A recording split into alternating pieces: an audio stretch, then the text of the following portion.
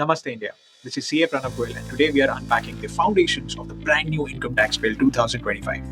Now you might be thinking, what's so special in the basics? But friends, when you're building a brand new tax law, the foundation matters more than ever. And in today's video, I'll explain these core clauses with real life examples and practical insights so that even a college student or a small business owner can follow along. Let's begin clause by clause. Clause 2. Definitions. Section 2 of the Income Tax Bill. Old law versus new bill, from confusion to clarity. Earlier, in the Income Tax Act 1961, definitions were scattered across different sections. Finding the meaning of a term was like finding the ingredients in a disorganized kitchen. Some in the fridge, some in a drawer, some in a box. The 2025 bill fixes that. Clause 2 brings all important definitions to one place, clean, clear, and easy to reference. Example, assessment under the old law.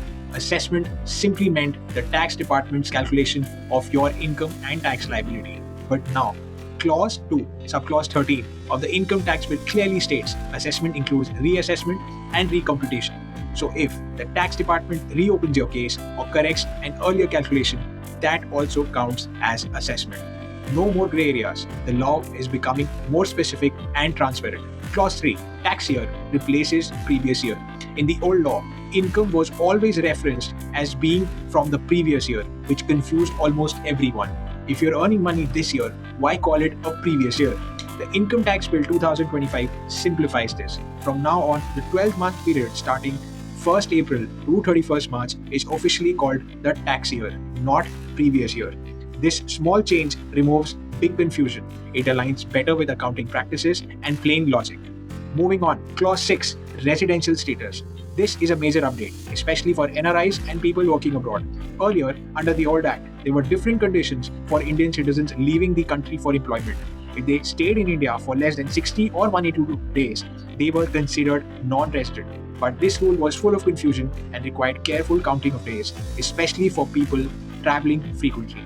Now, the Income Tax Bill 2025 simplifies it. If you're leaving India for employment outside the country, then you're treated as non-resident, period. No day counting headache. Example, Rahul lives in Mumbai and gets a job offer in Dubai. He stays in India for about 120 days before relocating. Under the old law, we'll be debating whether he's resident or non-resident.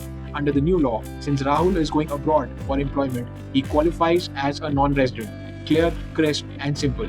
So folks, these were just the basic clauses, but as you can see, they lay the groundwork for a more logical, streamlined tax law.